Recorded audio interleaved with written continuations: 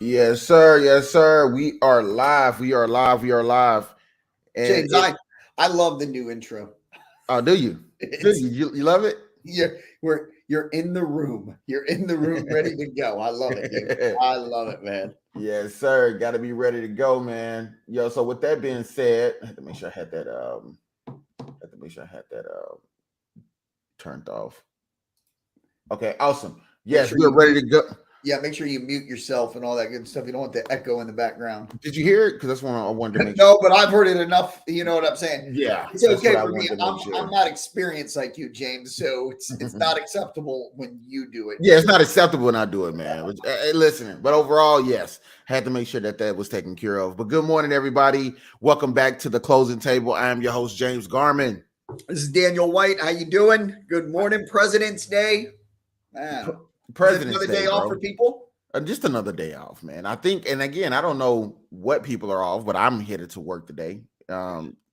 In multiple fields. So I don't know how people get off on President Day. Is it just like any federal like places that are National off, federal national, federal? nationally recognized holiday or something like that. I don't necessarily know if no banks are closed today. Yeah, because FedEx and UPS are not delivering today or something like Banks are that. closed. That's why I ain't got paid yet. Oh my Yeah, goodness, I yeah, hate yeah, that yeah. crap, bro. So that's I don't get paid to tomorrow for that closing that I had Thursday. What kind of crap is that? well, you know what they say, man. You know, when I get the check, I got to hold on to it for like 4 weeks. I mean, I agree with that. I don't like waiting on my money, man. I feel like I get paid when I get paid. I get paid when they get paid. If they Yeah. get paid, I should get paid. That's just all it is. I think I'm just a narc like that. Don't hold my money. I don't care who it is. Don't hold my. If I didn't give it to you to hold, don't hold it. That's how No, I. you're absolutely right, man. Especially when you go through a long process or a long transaction, you're like, man, I want to get my paid. I do always call my title companies beforehand, and I tell them, don't hand me the check at the table. Yes. I'm Yeah. like, do not give me my check at the table at all. I was like, I will wait for my buyers or sellers to leave, and then then I'll come back in and get it. I don't know, man. It's just something It's I've just how always you. done. It's just how you do. Yeah, I don't know, man. We work our tails off and our asses off, and but I still I'm like, now just hold the check, let everybody leave, and then I'll come back. I come back and get it. You just don't. You just too humble, bro. You just don't like splurging that $20,000 check in front of your clients. Like you just pay me 20K, right? Like they seen a settlement statement that makes them feel somewhat type of way. But I then when skip they that hand when it I go over the settlement. to you skip that part. When I'm dealing with the buyers, I'm like, Yeah. look, this is what they paid. See, you They, didn't have to pay me yeah, they anything. paid this, not me, not you. They paid this. So yeah, man. But yeah, congratulations to everybody out there that's killing it in the real estate game right now.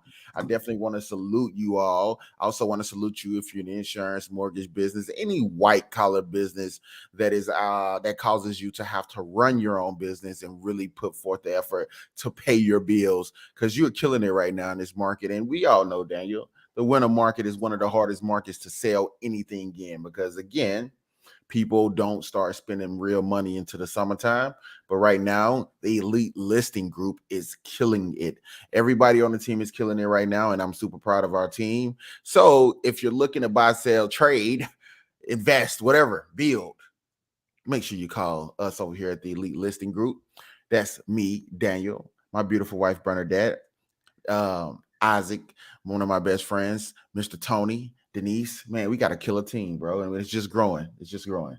It's exciting. It's exciting, especially you know it, since October. Everybody's been in a little kind of a scarce situation. They don't know what's going on. I can't wait to talk today more in depth about it. But I mean, we've always stayed the course, and we continue to grind. We continue to have our meetings, and we continue to put I want to say a good product out there, right? It's Indeed. nice to have some listings. It's nice to have some buyers out there, and the hustle is real, but it can be done. Closings are happening.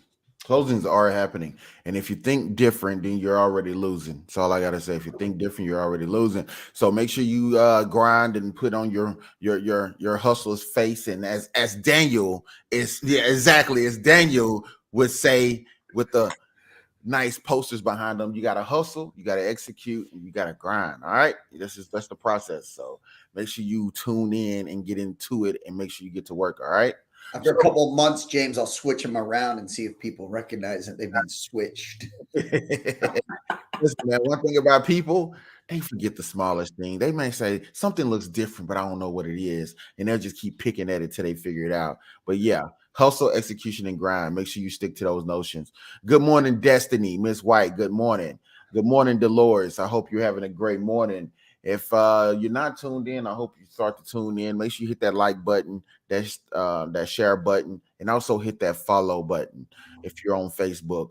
Hit that bell, that notification bell, so you can always be notified whenever we go live and have one of these amazing topics to go over. All right. So again, welcome to the closing table. Good morning, B Walker. Everybody, this morning we're going to be talking about a few small things before we get into our main topic. The first thing I want to mention is, like Daniel just said, today is currently President's Day. Again, I'm not big on holidays at all. That's not my thing. But if you need an extra day off work from getting money, maybe some of you all get paid on these type of holidays. That's cool. If you don't get paid, you should always have a side hustle for the holidays. Something like Uber, Lyft. That's a good way to get paid. If you want to work one extra day, make up for that money that you're missing. You can go out there and make a quick $120, $30 if you put in the work. All right. I mean, if somebody wants to come by and mow the yard needs to be mowed. Look, I'm not gonna lie. The yard needs to be mowed. More yard, work some leaves, But yes, today is President's Day. But the crazy thing about today is that it doesn't actually fall on any president's birthday. It was originally celebrated on February 22nd, the day that George Washington was born. That was the original day for President's Day. The holiday was moved to a Monday in February 1971. That's because Congress passed the Uniform Monday Holiday Act, which moves some federal holidays to Monday, so we can all enjoy more 3-day weekends. And I think that's BS, if you ask me, because that stops my flow of cash. As I mentioned earlier, if I get paid on a Friday, I cannot get paid until Tuesday, which sucks ass. I think they just want to give everybody 3 days off, man. I mean, I think honestly, there's a lot of people out there like, I want my 3 days. I want my 3 days. And that's fine. It's totally fine. You work hard for your 3 days. I look at it like I don't need another day from being able to go to the bank. Banks should be open 7 days a week, if you ask me. I think the banks should be open 7 days a week, especially if I got an issue with my bank, my card get lost, stolen, or something. I need a card right now. I need you to be open. I need to be able to walk into that bank and get another card. So when was it a point where 3 days didn't matter to you anymore? Like, I know, like starting out, young kids, stuff like that, man. I love the Monday holidays. Yes. I'm like, yes, man. Monday I get another free day. And of course, I get paid, all that stuff. I mean, especially when you're a kid and you're in high school. I mean, the 3-day holiday is amazing. Like, I get out of school Friday and I don't have to be back to Tuesday. I mean, that used to be the shit. So for me, I'm like, that was cool. But then once I became an adult, and I'm like, money matters, because every day that I work, especially if they're letting me off and I don't have one of those jobs that are securing these type of holidays, that it's a paid holiday or a paid off day, then yeah, that hurts. That hurts my pocket. I even talk to my daughter all the time about not allowing her job to let her off. Like, they let her off Saturday because they was overbooked. I'm like, well, you should have asked if somebody else needed off, because you need your money. Like, don't just, if they call you and say, hey, we're overbooked, but you're on the schedule. So you need to go to work. If somebody else want to be let off, you ask somebody else to go, but you always fight for your position and your money. That's what I feel. James, so I had the opposite conversation last night with my son. Yeah. Right. But for good reason. So Pasco County right now, they are in school today, simply because of like the hurricanes and time off and stuff like that. Like, so they're making up days that were missed because of the storms and everything. So Sage yesterday works 1 to 5. He's super excited. He's like, Dad, I got a double. I'm like, oh my God. Okay. All right. So he works 1 to 5. He comes home, he eats dinner, then he leaves and he's only supposed to work till 10 o'clock. And then he's like, he calls me at like 9:45. Like, this is where it's like, come on, man. He's like, Dad, I don't get off till 10:45. I'm like, no, you get off at 10. I'm like, you have testing tomorrow. I'm like, you Yeah. need to get off. Like, Right. you're 16 years old. Come on. So he likes to negotiate. He Yeah, likes to he's a negotiate. negotiator. Yeah, He he learned that likes from to you, negotiate. obviously. Yeah, gets it from his mother. Gets it from his mother. And so I'm like, he's like, Dad, 10:45. I'm like, Sage, 10:45. He won't be home till 11. He's like, Dad, okay, look, 10:30, 10:30. I'm like, Sage, you got to know your time frames, man. You got to know your schedule moving forward here. So, and that's how I am with my daughter. She works Thursday, Friday, Saturday, Sunday, 4 days a week. I don't let her work throughout the week. I don't want her to be, stressing about work and school. Work is just a side thing that you do to make some extra money. It's not yeah, your life. Yeah, you're not paying rent. You're not paying light bills. You're not paying car notes, insurance, stuff like that. So you don't need to work like you're paying those things at the moment. I only have her working 4 days of the week to try to build just a work ethic in her so she can understand what it's like to work. But her schedule, the only time she get to work past 10 o'clock is on Saturdays. Saturdays you can work her from 8 o'clock in the morning to 11 o'clock at night if she wants to, but on and Fridays you can stay to close as yeah, well. Friday But and Saturday. yeah, Yep. but Thursdays and Sundays you got to be out you got to be out of there at 9 o'clock because I want you at home, I want you in the tub, I want you getting ready for the next day, I want you prepped and ready to go for the next day, for the next school day. Because again, that's just I went through that. I went working Monday through Friday, Saturday, and going to school, and I know how detrimental it is to your growth overall. So I don't allow her to do it. Yeah, and plus now school starts so damn early for these Yeah. kids. I mean, and again, it did for us as well, right? I mean, you're up at 6 o'clock, but now our schools here start at like 7:10. 7:10. So he's Wow. got to be out of the house at 6:15.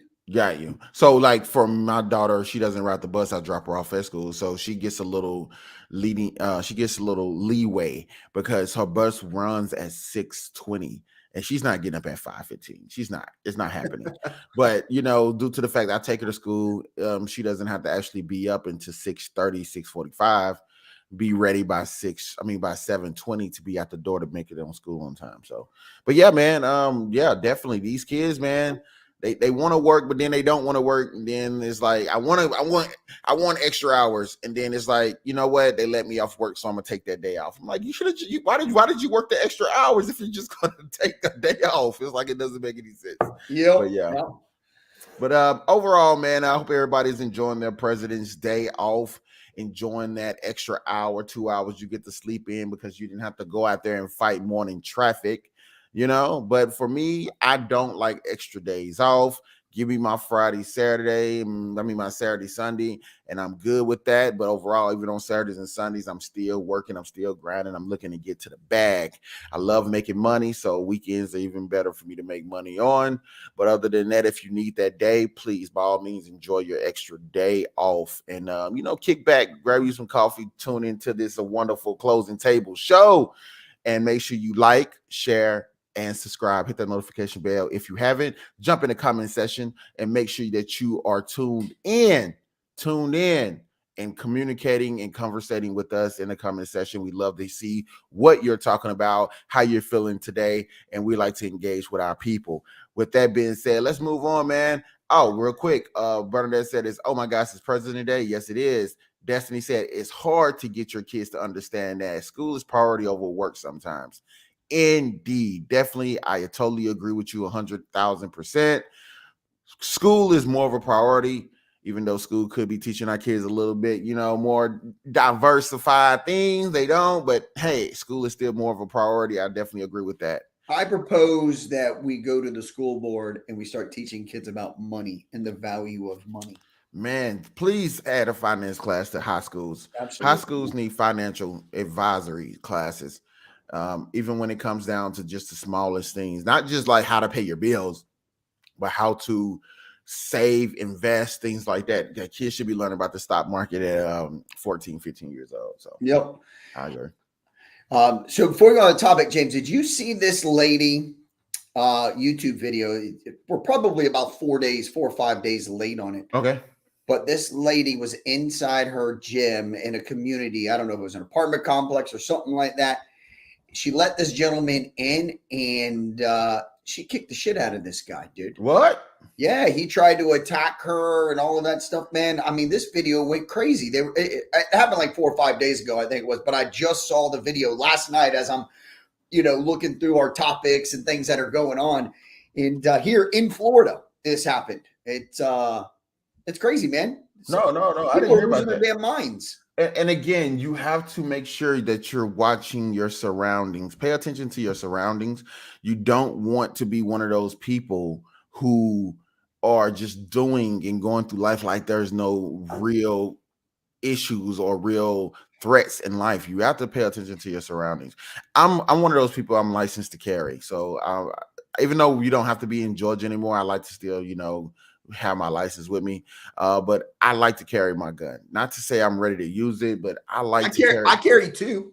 Yeah, you carry too? Yeah, I need my actual weapon. Now, listen, man, I'm at the point where I don't want to scrap with no one anymore, man. It's like, no, I just want you to know, like, leave me alone. Like, I don't want to be bothered. I don't want to be messed with. I want to be to myself. I'm not hurting anyone. Don't mess with me, man. But I mean, James, I stay away from the vehicles that have the gun sign in their windows. I'm like, I'm staying away. Stay away. Don't even know. You cut me off. That's fine, man. That's fine. That's fine. I mean, because honestly, like, even people who don't want to be messed with, a lot of us are on edge, man. Like, the day-to-day structure of life puts us on edge. And a lot of these people, knowing that everything is crazy with inflation and just there's some real creeps out there, people are weird, man. Like, just mind your surroundings, ladies and gentlemen. It's crazy out here in this world, especially right now with inflation happening the way it is. So just stay mindful of your surroundings. I mean, James, I know most gun people won't like it, right? Me saying this, and it is what it is. Everybody's entitled to their own opinion, right?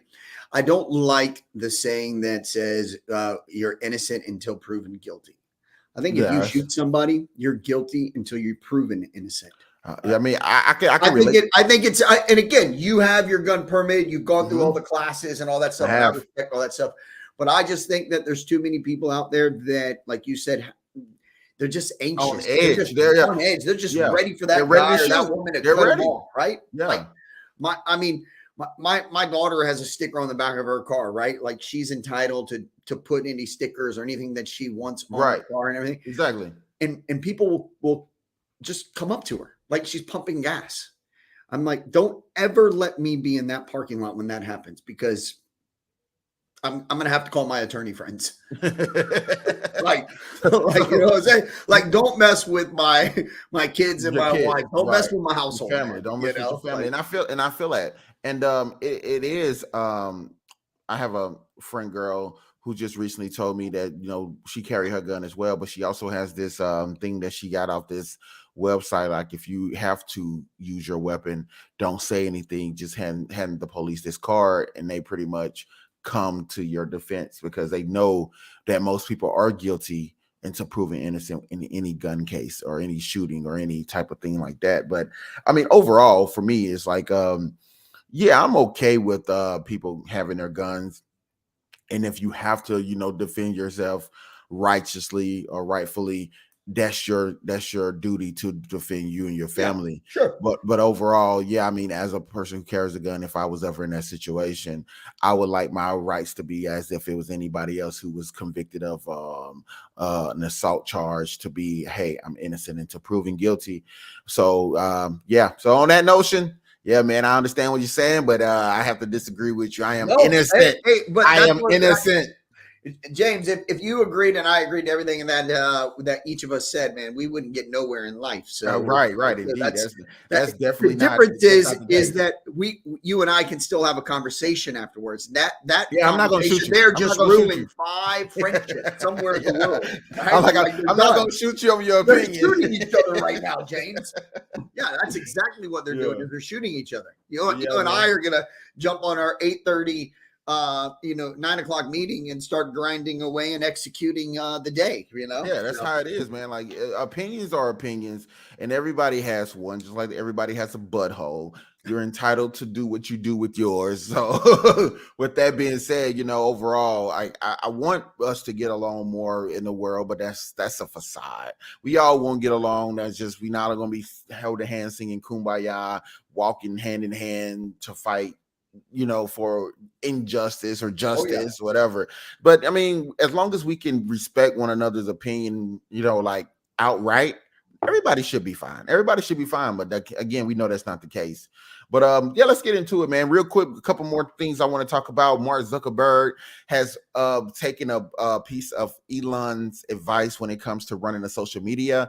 There is no longer a free verified badge when it comes to social media on Twitter and Instagram and Facebook. Right now, Mark Zuckerberg is charging for those new badges, those verification badges, the badges everybody so rightfully used to fight and argue and beg and plead and get out here and get halfway naked to try and get. Man, no, they're now a subscription based badge. So if you want to look like you're a celebrity on Instagram and Facebook, all you got to do is spend some money, because we are in the world of capitalism, and capitalism ain't always bad. So Elon Musk with a pie phone that's coming out, right? Coming out March 15th or something like that. A pie phone. I will tell you, man, I don't like the videos that I keep seeing, because like it's not giving me any extra details on it or anything like that. Yeah, it's check it out. It's a brand new phone that he's coming out March 15th. Okay. All right. Well, I'm gonna check that out.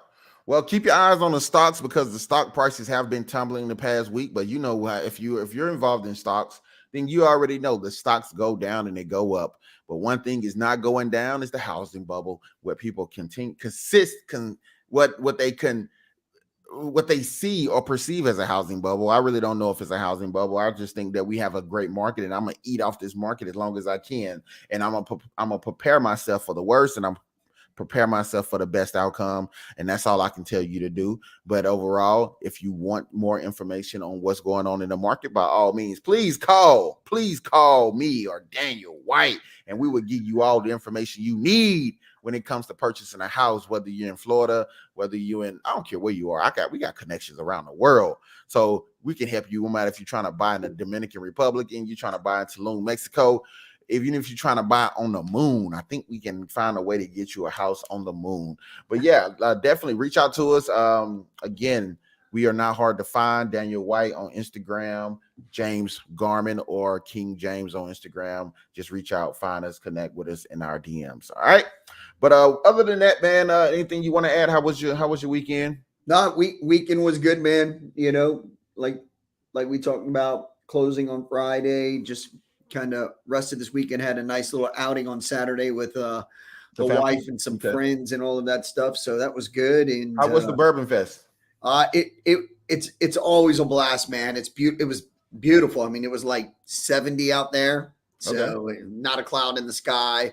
Music was going, free little samples, nothing too crazy. I mean, you can make it crazy if you want to make it crazy, but it was just overall, it was just good conversation, man. Just that's good. Kind of like catching up. And what I like most about that group that we hang out with is that none of us talked any business.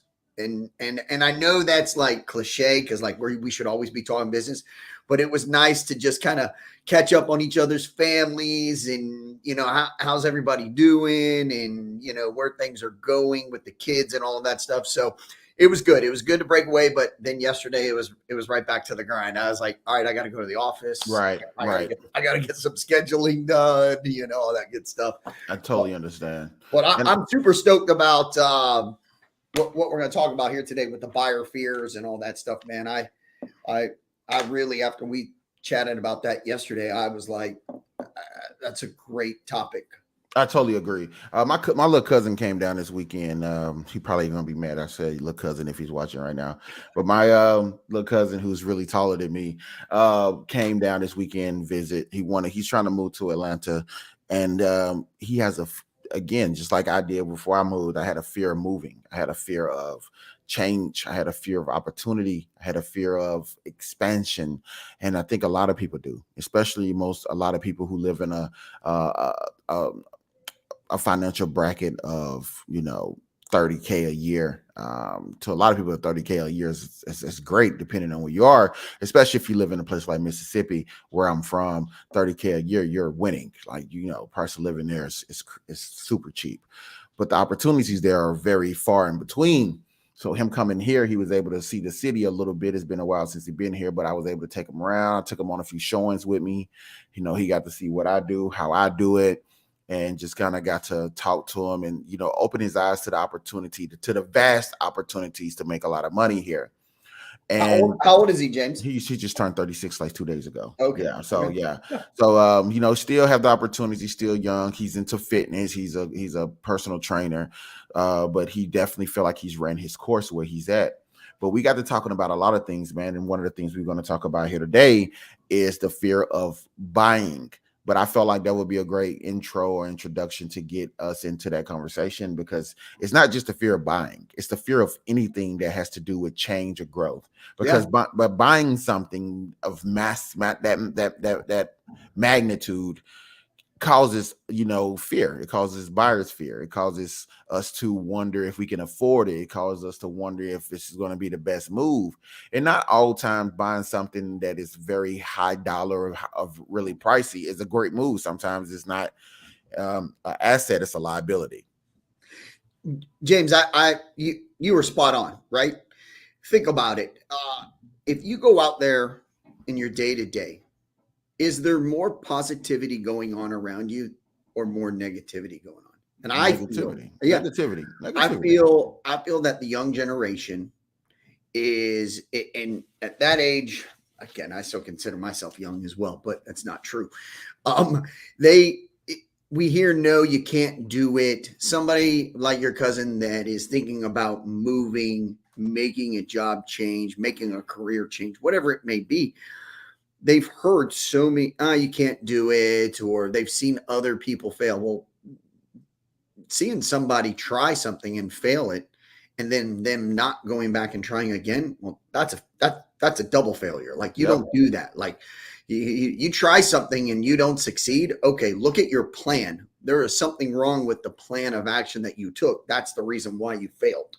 So replan, regroup, and move forward. But there's so many no's out there. I wish we could change it around, man. You know what I'm saying? Like, I think Friday was National Kindness Day or whatever, man. Every time I was at the store, I was like, let me buy this cup of coffee. I was like, let me buy this hamburger for this person, or whatever it is, man. There needs to be some more positive reinforcement going on in this world. I'm just so over the whole negative things. Again, going into our fears is what we're going to talk about today. But right. And overall, I think when it comes down to it, people don't look at the broader perspective. They kind of just look at the narrow. And even when I was moving to Atlanta, like, I had so many people tell me how scary it's going to be, and what if I don't make it. Even now I have people, when I go back home to visit, say, hey man, are you back home? No, I'm not back home. My home is in Atlanta, Georgia. Like, I live in Georgia. Like, this is where I'm from. This is my hometown where I'm from, but this is not where I currently live. This is not where my roots are. So that really kind of belittles your growth and the things that you went out and done or tried to do. But whenever time someone from your hometown who hasn't left asks you, have you moved back, just because you're in, they see you there. I see you here doesn't mean I move back. I got family here still. I come back and visit. So it kind of belittles you in a sense to make them think that you can't survive outside of where you're from, Yep. And it's really crazy that people have that mentality, but it's true. And again, my family member was like, that's one of the reasons he has to leave, because everybody keeps telling him, like, this is all you're going to do, and he doesn't want that to be the case. So, then he's already on the right path, right? Because the biggest challenge for anyone is to believe in yourself, or to recognize in yourself that, hey, this isn't what I want in anything, whether it's real estate, insurance, mortgage, public worker, attorney, whatever it is. I mean, if you have to realize that, hey, this isn't what I want. I want something better, bigger than, he's already accomplished the first step. Exactly. Bernadette says, our last closing, the guy didn't believe it was his house, and he asked us if he could really move in after getting the keys because so many people told him he would get scammed. And that is totally true. The last guy we just closed this Thursday, I was telling you about, we was at the closing table, and he couldn't believe it. He like literally was, even after signing the documents, he was like, is this really my house? Did I really just do this? Because he had been told over the last year and a half that you can't trust. And when the flyer you just posted, what's on that flyer, Daniel? A realtor you can trust, right? Yep. People was telling him you can't trust realtors, attorneys, and car salesmen.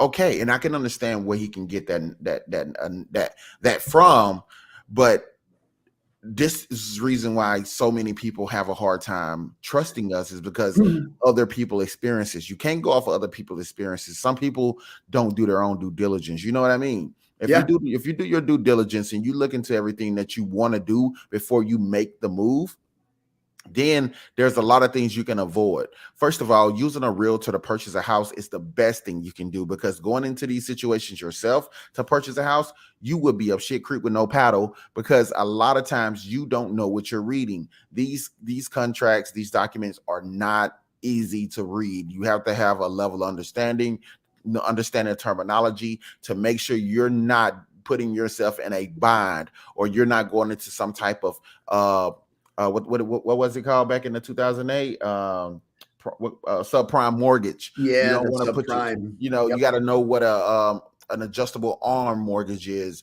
because adjustable rate mortgage is, because these arm mortgages can cause you to have higher interest rates over the period of time. And if a good lender and a good realtor is going to make sure that you're on a fixed mortgage, because they know how that could be for you, especially if you're in the lower tier of purchasing a house. If you're what we consider affordable housing, you need to understand what an arm mortgage is, so because you don't want to be in an adjustable rate mortgage. And a good realtor would help you understand a lot of things that you wouldn't understand on your own, or even know to look at or talk about, or to even go Google, because there's a lot of misinformation out there, and you shouldn't get caught up in that misinformation. James, I love it. I wrote down some topics and everything, and the first thing that I was thinking of when we talked about buyer fears and all that stuff is the process of buying. Yes. I think a lot of professionals in our business get a name, get an email, set up an automatic search in an area, and let it be. Like, that's simple and easy. We all can do that. Yep. I mean, a potential buyer can have 30 agents sending them listings. It's the ones that kind of follow up, stay on top of it, ask questions. Yep. So the process of buying a home for a new buyer, right? And this is just for a buyer. Like, if I get a buyer, I go through the process. Like, I'm setting those expectations of, hey, this is what's going to happen. When we find a house, we are going to have to jump on this. We're going to have to get these contracts signed ASAP to get them over so that we can put our names in the hat here, right? Especially if there's multiple offers. And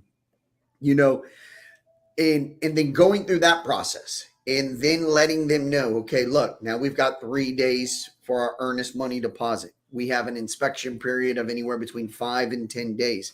And I try to set the expectations in this process of buying is that, look, you're going to be super excited because you're on that high. We're looking for houses and all that. But as soon as you sign that paperwork, and you let me know if I'm wrong, James, as soon as they sign that paperwork, they're like, well, what did I just do? What did I really just sign this paperwork and try to buy this house? But if you are going through the process with your buyers, you ease this burden or this little scare that they have, because as soon as they sign it, they win the contract, they're excited, but then they get that fear. About the process. It happens all the time. It doesn't matter if it's your first house, second house, third house. It's a lot of money that you're spending. Like the most you're going to spend. Like when it comes down to building, your future. This is one of the biggest purchases you're going to make as an individual, as a personal investment for you and your family's like next 30 years. And again, that is a scary thing, but Yeah. should it be so scary that it keeps you from Mm. moving forward in life? Because again, if you break down the notion of purchasing a house, it's an investment. It's better than putting your money in a savings account, because you get what they call, you get a vested interest in your property.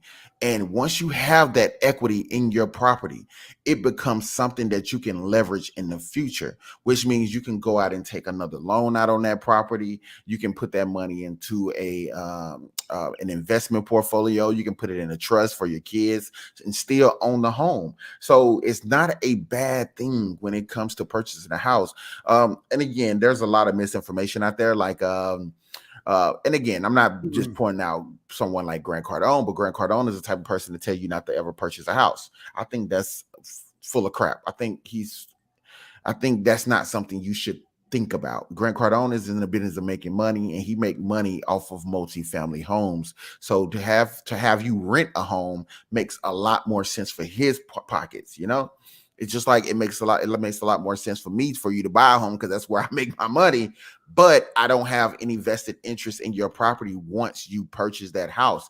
I make my money from the seller, and you walk into that house as a owner who has vested interest from the moment you purchase that property. And I don't have the money that Grant Cardone has, but I can tell you that he owns a house somewhere because his name is on a trust somewhere. Right. His name is on the trust somewhere, right? But He's on a again, trust somewhere, man. He don't have it homesteaded. I'm telling you, because he makes a lot of money, so he money, doesn't right. need to have it homesteaded. But his name is on a house somewhere. Somewhere his name is on a house. But again, he'll go out there and tell you not to purchase a house, but he'll tell you to give you the money that you could put down on the house. That's in his company, where he go and buy multifamilies, but you can't afford to live there once you give him your money to invest it. So I'm just saying, you have situations like that where people would tell you not to purchase a house, when that should be the first thing you purchase on your credit. You shouldn't purchase a car on your credit first. That's something you should go out and pay cash for. Pay $3,000 or $4,000 for a car if you have the money. Don't put a car on your credit. The first thing you should ever put on your personal credit is a house. Point blank. If you're not putting a house on your credit, and I'm talking about at the age of 21, 22, you could be looking at a home to purchase, not a car to purchase. We've had this conversation Yep. multiple times on this station, where a car does not get you a vested interest. That car loses a value the moment you drive it off the lot. So the only thing you should be focused on putting on your credit at that age or at that time is a house. Your first house, you can buy your first house at 18. You can buy your second house by the time you're 23, 24. You can start building an investment portfolio. But it's scary. It's a scary notion, and I get it. But stop listening to people who never done it. Stop listening to those people. Yep. I will say also here, two more fears that kind of go hand in hand, James. Right, and you've done some homework on the mortgage side of things, right? Because Yes. that's an interest of yours. Yes, right. Uh, Interest rates for buyers right now, and I've got a thing on that. And then what loan to take? FHA, 3.5% Mhm. down, or conventional, with no private mortgage insurance, stuff like that. So, when it comes to the interest rate and where we are, we've seen the interest rates go up since this past October, right? Like, I do think, and it may be a little scary to say this, but I do think like we're not seeing them go as crazy as we did a month ago, right? Or 2 months ago. I mean, like every 4 days, 5 days, they were changing the rates. It was crazy, right? So I always tell people, listen, you're marrying the house, you're dating the interest rate. And I Exactly. know, again, if you've dealt with a mortgage person, they've probably said that to you before. But again, that is true. Like we've seen interest rates go, I don't know, my grandmother probably tell me interest rates were 18% when they bought their When they house, bought, right? yeah. I think before COVID, and we've talked about it, but I have not looked at it. So I don't know exactly what it is. So if somebody online here knows, before COVID, so in 2019, what was the interest rate back then? They couldn't tell you. But I'm gonna tell you what it was. 2019, you was looking at a 3 to 4% interest rate. Yeah. Right, 3 to 4% interest rate. Because ever since 2010, interest rates have been below 5%. We got comfortable with that rate. Yeah.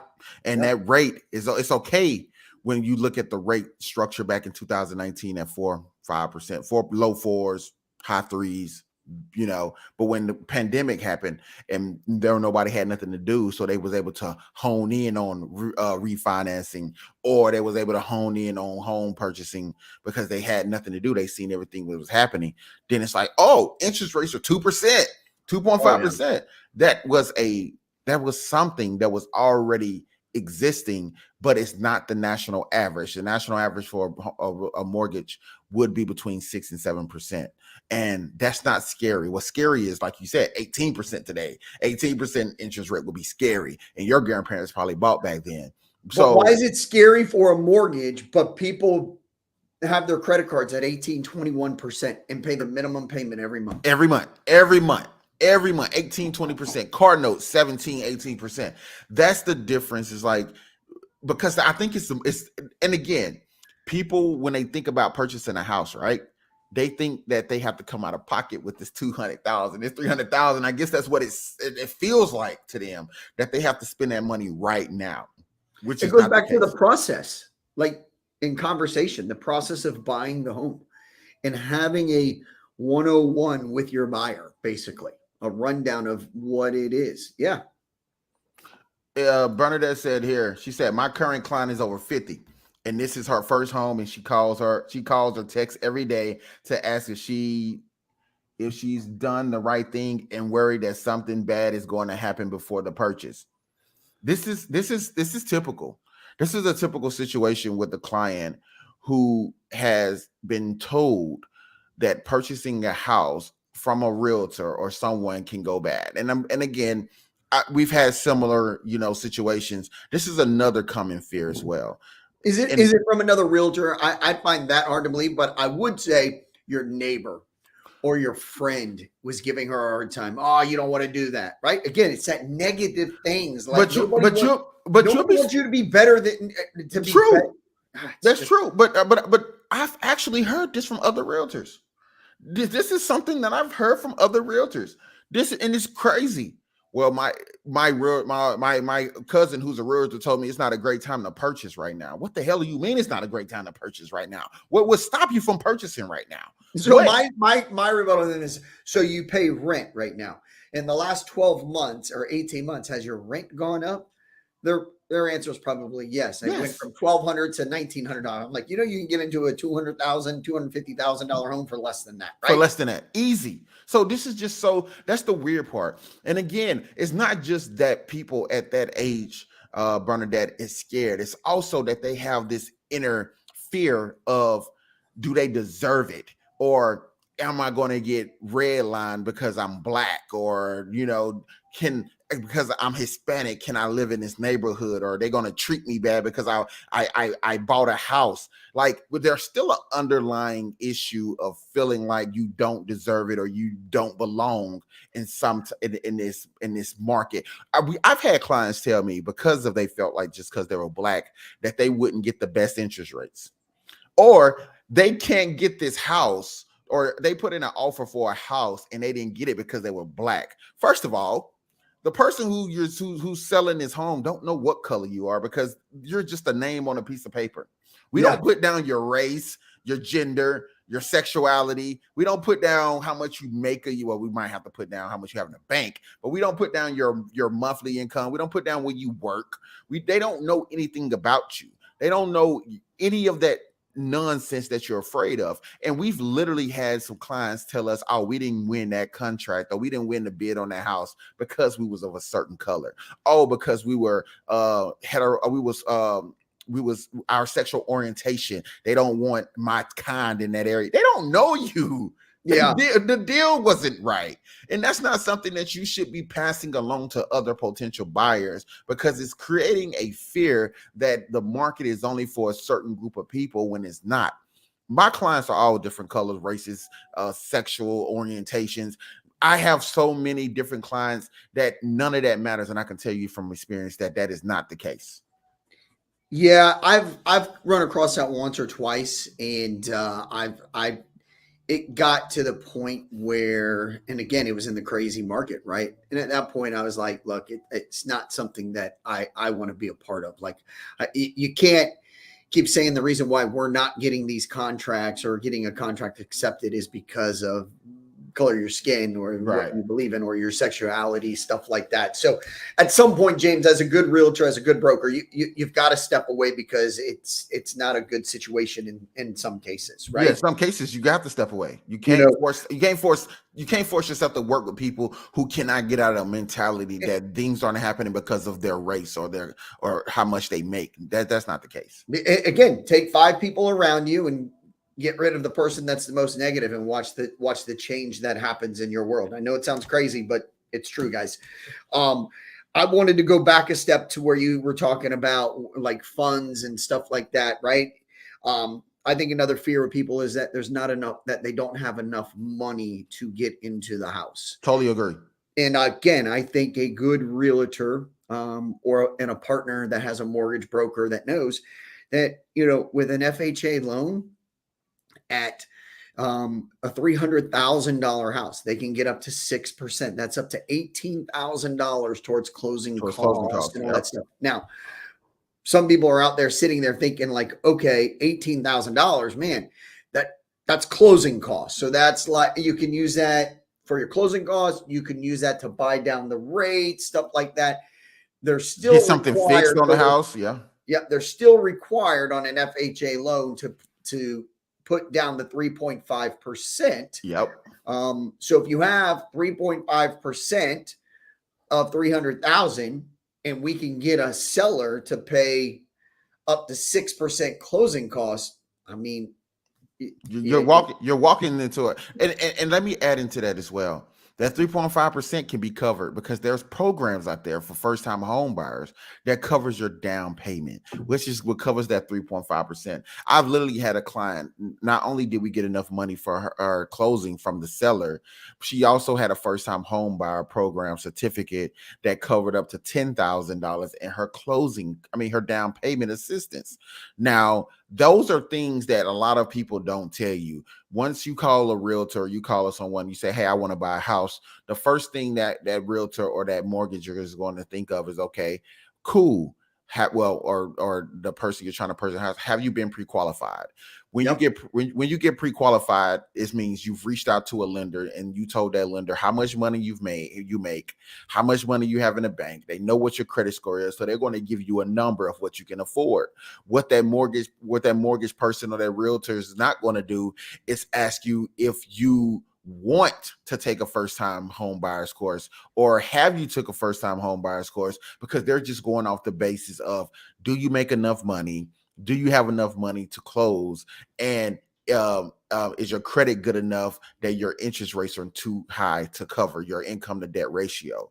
So it's your job to do more research or even ask questions like, "Hey, so is there a place that can help me with my down payment? I don't have enough money." Don't be so scared to purchase a house that you neglect to ask the right questions or figure out if there are some things out there that can assist you further. Because again, every 2 years, and a lot of people don't know this, Daniel, every 2 years you're considered a first time home buyer again.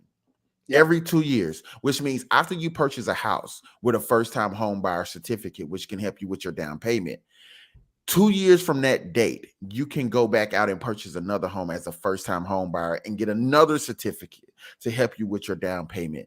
This is something that has been in place for almost 40 years, where a first time home buyer can purchase multiple properties and have assistance with that property. VA loans. Every 18 months, you can buy another veteran home with a veteran loan, with a VA loan, after you lived in one house for 18 months. These things are put in place so you can get a portfolio or build a portfolio of properties so you can become a landlord and have things that work for you, not against you. And the FHA loan, so it's just got to be your primary residence. So you buy one Mm-hmm. FHA, 2 years later, you turn that one in that you currently have an FHA loan on into a secondary, To a right? secondary, yep, Yep. And then you purchase the new one with the FHA. with Yep. the FHA again. Yep. So Now, is it's that the same way with the VA? Is that how it the works? Got to be same your way with primary the residence. VA. Okay. 18 months. It has to be your What I primary residence for 18 months. what I love about the VA, and I believe under FHA, and God, I hope I'm not wrong on this. I think FHA you can buy duplex for FHA. I think you can do a duplex. With the VA, can't you do like triplexes? Like Yes, you can do quads. You can do quads. up to a Like, I mean, that quadruplex. is fantastic for a Yeah. vet, right? And then Like, you can live in one and rent out the other three. Like that I is like know, man. passive income. That is spot on. That's beautiful, man. I love that. I learned that a couple of years ago when I was working with a vet, and it's what he wanted to do. We didn't end up doing it because he ended up finding a house on the water that he liked better. But Yeah. so he's like, well, it was a good idea to begin with, but then I saw this house, and he's like, I'm gonna buy this one. So yeah. And this is Christian said it's not the same here in Mississippi. At 21, I bought a used mobile home with student loans and bought a cash multiple cars, including 2 Toyota Avalons cash. They don't teach us credit. That's facts. Also, it took $7,500 to purchase that mobile home. Then a 1993 per being used car being used and having to tear. I'm sorry, I'm having trouble reading exactly what you're saying there, but I'm assuming that you're saying that it took you $7,500 to purchase that mobile home, then a 1993 car used. Okay. Press wood and place in 3/4. Okay, I'm sorry. I had a trouble reading that one. Is there a such thing as a fixed mortgage where the interest rate go up? No, there's no such thing as a fixed mortgage where your interest rates go up. Fixed means fixed. It's not changing. It's there for the life of the home purchase. Unless you get a refinance and then your mortgage rate could change. It could go up or it could go down depending on your credit at the time. Yeah, right. Or unless they purchase like an arm where it's like fixed for 6 years. 6 years, yeah, and they fix it. Yeah, but those would be in the terms of the contract. that would be in the terms, and that's why you have to make sure you get somebody that can help you with that. All right. So that was plus 5,000 plus decorations, expensive, and I was married and had one small child pregnant. Now the use or 50,000, just explaining this way. I was on it, no negative. I'm sorry, Christian. You got to slow down on those texts a little bit because I'm having a little. I'm having a little trouble reading those. James woke up at 4:30. He's only had one cup of coffee. I ain't even had that. Organic or listen, something like that. No like caffeine at all, bro. No caffeine at all. Like, let me read this. So she said, so my question is, how do I move forward into a house once I have just started paying monthly to build my loan? How long will it take to get the ball on the road after paying to build the credit? Well, that comes down to you. If your credit is there, the only thing you're lacking is finding the ways that can support the money that you're missing. As we just mentioned, you have first-time home buyer courses you could take that'll help you cover your down payment. Then if you have a good realtor, that's going to work on your behalf to get you as much closing costs as needed for you to purchase that home. Now, there's no set amount of money to have. And there's no matter if you have $100,000, $200,000 in the bank, the fear of purchasing a house is always going to be the same, but the education of the house is going to be the same. You just have to educate yourself and call and ask the right questions. That's going to be the biggest thing for you, Christian. But you can get the ball rolling pretty fast. James Bernadette said it as well, and I had it down here as well, like the FHA and the conventional. Yes. I don't know about you, but anytime I get someone that wants to buy a house, right, especially like in our area where probably about 10, 15 miles, it's very rural over there, right? Mm-hmm. Very rural. And so I always go in. You can go to USDA and type in an address. Type in an address, and it'll tell you if it's in a USDA area. Like there are so many great programs out there for people. So, and I just thought about it when you were reading this text message that came through, and then I saw Bernadette's comment on the YouTube channel here. And it's true. Like if you have a good realtor, someone that has your back, he or she is definitely checking and trying to find the best program, along with your lender as well. Your lender should be doing that as well. Like you should have multiple options. Yep.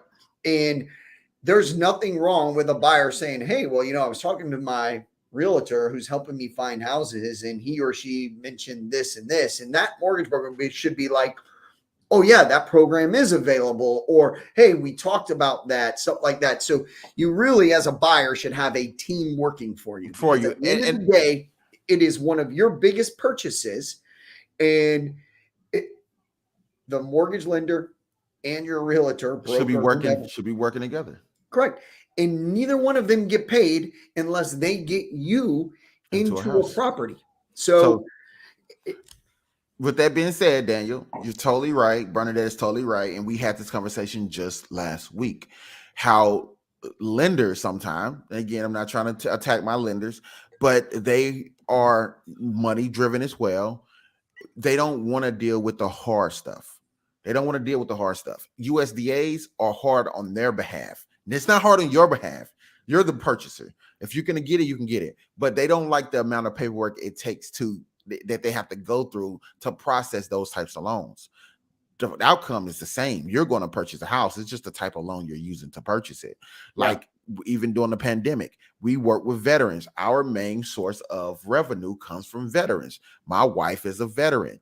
We love helping veterans get into homes, but they are minus the USDA, they are at the bottom of the totem pole when it comes to people wanting to work with veteran loans. And it's no different than an FHA loan.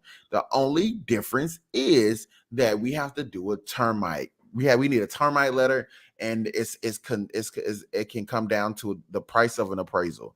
That's the difference. But some veterans have a lot of money. They just want to use their VA loan. Doesn't mean they can't cover that gap in appraisal. That doesn't mean that they don't want to cover the gap in appraisal. It's just that you look at these things as a hindrance, and you don't. Some sellers don't want to deal with it. Going back to what Bernadette said earlier, one of her clients who is a veteran as well wanted to purchase a house with her VA loan. The seller came back and said, we don't want to deal with VA loans because the last two VA loans we accepted fell through because of appraisal. And one actually fell through because financing fell through, period. So they didn't want to be, they didn't want to be in the same boat with financing falling through. That how far was the appraisal off? probably a few thousand, man. Not much. I mean, 30 days, 45 days, a seller and a buyer are going to come. If one of my lenders, and I don't care if they're listening to me right now or not, one of my lenders said that to me, I would never use you ever again. You would not have any of my deals. My business, right? Yeah. No, I move on. There's a ton of them out there. There is a ton of lenders out there. Like now, if it's like $10,000, $15,000 and the seller and buyer can't, like if it's $2,000 and a seller and a buyer, guess what? I mean, James, I know you don't like this, but I'd be like, okay, I'm going to make this deal happen. I've been in this deal for 30, 45 days. I sacrifice. Just take $2,000 out of my commission. Or if you're representing the seller and I'm representing the buyer, I would go to you, James, and be like, hey, James, listen, everybody's put a lot of time and effort in this deal. We've done all inspections. My client does not want to go back out and start shopping houses again. And I know that your seller doesn't want to open their house back up to everybody else. Right. So we're talking $2,000 here, right? You give $1,000, I give $1,000. We call it a day. We meet at the table in 5 or 6 days. Everybody gets paid. We hand over the keys and we've made 4 people happy. Your seller, my buyer, me, and you happy. Let's go. Like, let's go. Like, let's make it happen. And even with the house we're selling in Lakeland, right? It was a situation where I was telling we was going back and forth with the numbers, and I was going back and forth with the agent, and I kept telling the agent, listen, man, it's $1,500. We can give $750. You can get $750. We can get this deal done. He was adamant. I can't give up my commission. I just can't do it. I can't do it. I was willing to give up mine on my side as the listing agent, but he didn't want to give up $750. Luckily, my seller realized that hey, this ain't even worth it. Let's just go ahead and get the deal done. Whatever they need, give them an extra $1,000 on closing costs. Let's just get the deal done. And unfortunately, neither one of us has to give up the finances on that deal. But I was adamant and I was ready to do it because the goal is to make sure that the clients are happy first. And I think if you go in as a realtor knowing that you're trying to make the client happy, then you don't look at money first. Money is just a product of your gratitude and everything, your drive and your tenacity to make sure everybody wins. That's just what it is. I've known a lot of realtors who've ruined deals because they are afraid to give up enough commission. They want to keep 4%, pay the buyer's agent 1%. There's been a lot of deals ruined because people are money hungry. They're money motivated and not people motivated. I think I'm people motivated. James, I love it. So I've worked with an agent and I brought an agent on and it deals just like that. because they didn't want to give over, they didn't want to give up any of their commission. Mhm. And, and I kept running across it over the years. And I'm like, man, I want more information. Right. So I asked her, I said, well, what's $1,000? You're getting ready to get a check for $6,000. What's $1,000? And her response was, well, I split 50-50, and I have X amount of fees or whatever it is. So at the end of the day, I got it then. Right. That's when I was like, well, listen, maybe what you need to do is maybe we need to have a conversation after this transaction and where we can put you in a better situation. Because if you're giving 50% of your commission away and you're not closing, if you're giving 50% of your commission away and you're not closing 50, 60 deals a year, and those leads are being given to you, you're in the wrong brokerage. You're in the wrong brokerage. And again, your choices as an agent shouldn't dictate how you work with your clients. If I make $500 on a deal, that's what I made because that's the structure that I'm under. So you shouldn't feel like you should be trying to go into every deal making as much money as possible. You should go into every deal trying to make sure you make every client as happy as possible. Yep. And I'm not saying work for free, but understand how you're working and what you're working for. When it comes down to these buyers, man, and again, Bernadette said it here. Nobody tells low income buyers about USDA. When people hear low income buyers, they think about quality of a home that they're purchasing. When someone says, well, my area code and zip codes that I work in, most homes are going for 350,000. When you have a client that comes and say, hey, I can only afford a house for 250, you have to then be like, oh, I got to take you over here to this neighborhood. We're going to there's nothing in my neighborhood or these areas for 250. Now it's like, well, I'd rather not deal with that $250,000 client. So they neglect them, making a $250,000 client, make them feel like there's nothing out there for them in that price point, which is bad or horrible within itself, which causes the client to feel like, well, I would never buy a house because the housing prices are too high. That's not the case. There's a home out there for everybody in every area. There's always going to be something for you. If you can qualify for something, there's something out there for you in your price point.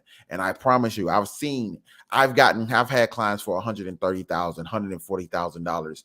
Felt like it would be an impossible task, but it's my job to make sure I keep looking, keep finding, keep searching until I find you that property for $135,000, $140,000. And there's some out there. Now, you do have clients who feel like they can get it, they can live in a White House for $150,000, and it's your job to bring them down to reality. But I also inform my clients, you can do one or two things. You can work harder, save more money, and be prepared later to purchase, or we can find you your starter home. You invest in that starter home, and then you turn around and upgrade your house in the next year or two, and then use that as a passive income property.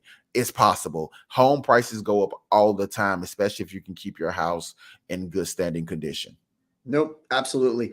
And on that note, James, because I know we're running short on time here, I would also say, if you are in the process of buying a home, whether you're your first house or seasonal, show up to the inspection. Show up to the inspection. Like these inspectors out here, these men and women know what they're doing. If you're a first-time home buyer, it is so important that you do it. This last buyer that I had here, we're going through the process, she was unable to show up to the home inspection. So I recorded the entire hour and 30 minutes because I had the inspector show us where the shutoff valves were, where the breaker box shutoff is, like the main power switch and all that stuff, because you never know. And I just feel like a lot of times that, people don't take advantage of that inspection. You're paying that woman inspector, $350, $400, $500. I just saw one for $700, which I thought was crazy. But, right. You need to go there and find out, because this is your home. This is your investment. You need to know where certain things are. And that's what that inspection does, because not all realtors know, right? They don't. We're not inspectors. We're not licensed. We're not. Right. I actually asked my go-to inspector the other day how much he charged per square foot because I got tired of everybody asking me, "Hey, how much you charge? How much you charge?" I'm like, I don't know. You have to call them. But now at least I have a basis to give them. Hey, he charged $5, $7, $8 a square foot, and that's a good basis to give my clients so they can do their own numbers. Man, But it's with expensive up there, man. Inspections down here are like, I mean, $450, four yeah, 375 to $450 is what yeah, we I mean, and again, there's a lot of times he have charged that, but again, I think he also has specs like if it's he got to get on the roof of a 3-story house, if he has to pull out certain tools and use like some carbon readers or something like that. we don't Yeah, have those 3-story houses. Well, we have a couple, but yeah, we don't have very yeah, many yeah. 3-story. We got him. So, but yeah, just depending on I guess how much he has to do, depending on how big the house square footage wise. But I don't think he's ever been over $600, Got you. for a house inspection. But overall, last thing before we get up out of here, man. And again, when it comes to being afraid to purchase a house, who you think is affected more? People that make over $100,000 or people that makes under 30K? Who has the bigger fear factor and why? I think there's fear factor in all of us in what we do, but I definitely think somebody that's probably making less than 100K a year, it probably has more fear because they probably hear more no's. Um, and again, I think I don't think the fear should be there, James. I think if you have a team around you, if you have a solid realtor, broker, if you have a solid mortgage person, he or she should be able to guide you in the process, regardless of how much money you make, right?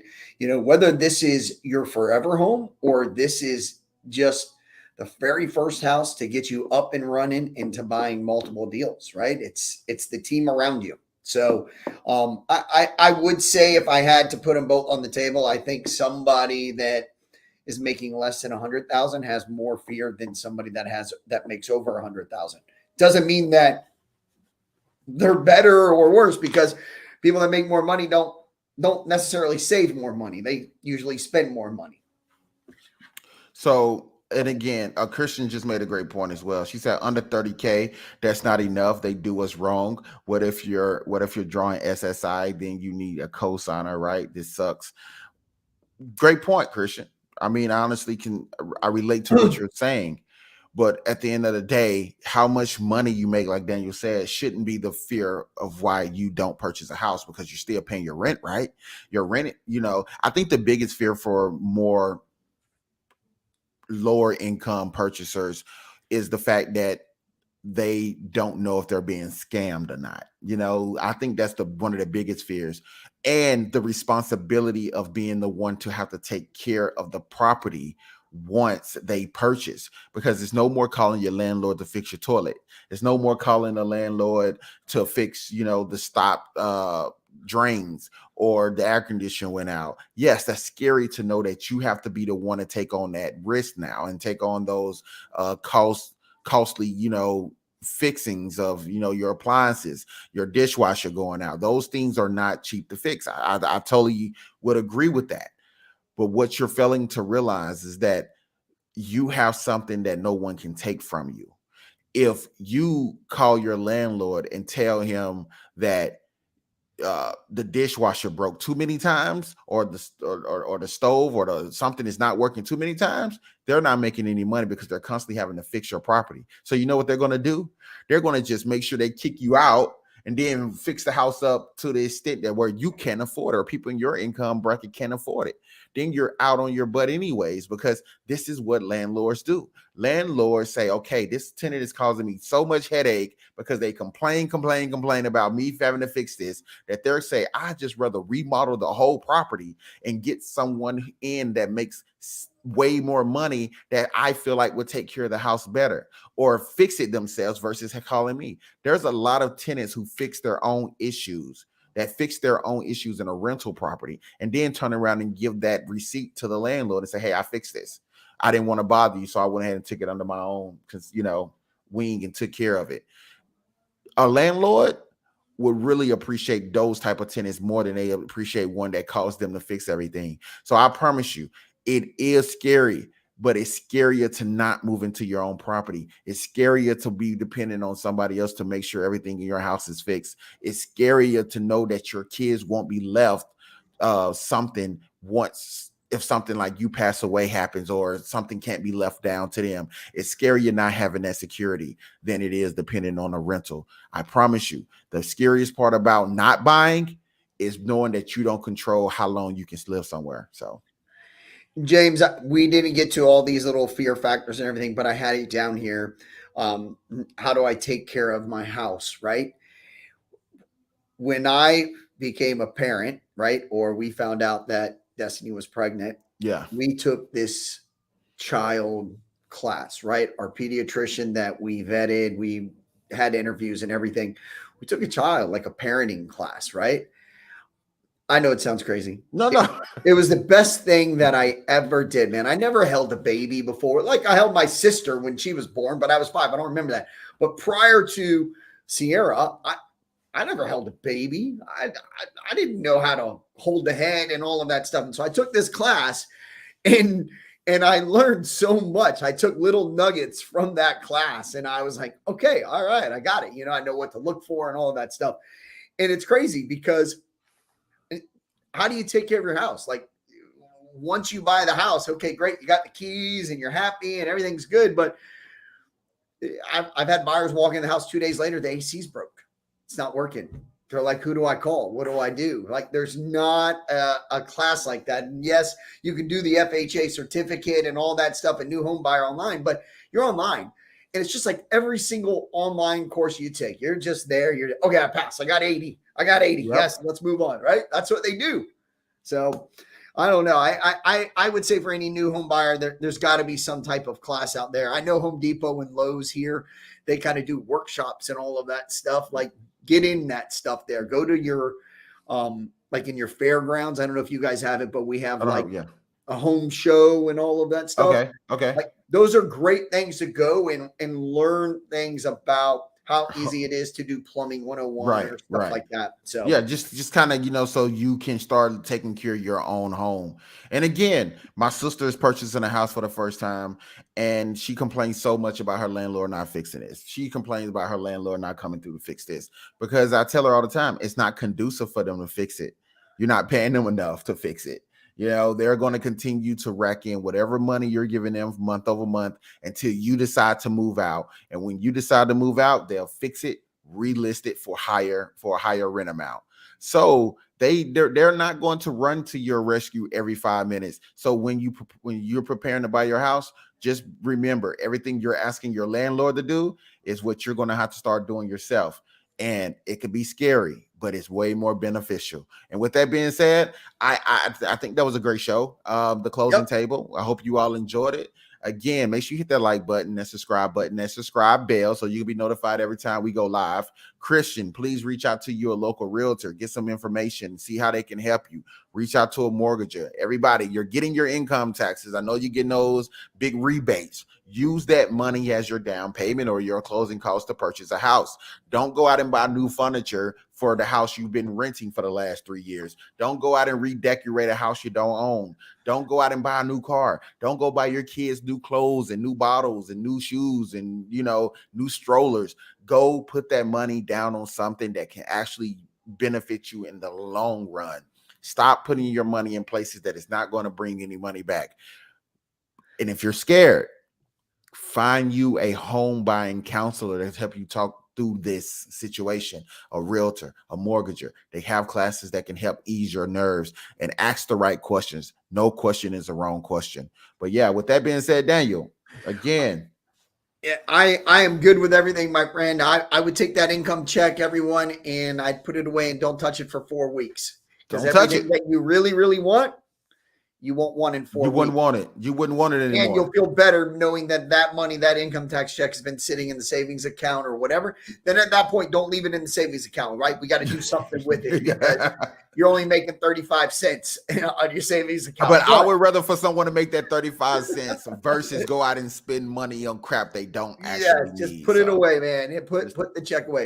James, that man, great show, brother. I'm ready to rock and roll this week. All right, man. Listen, I hope you all had a great one. This is the closing table. Until next time, make sure you hit that like, subscribe button, and that bell. Drop a comment in the comment section once this is over with. Help the YouTube algorithm. Remember, hustle, execution, and grind.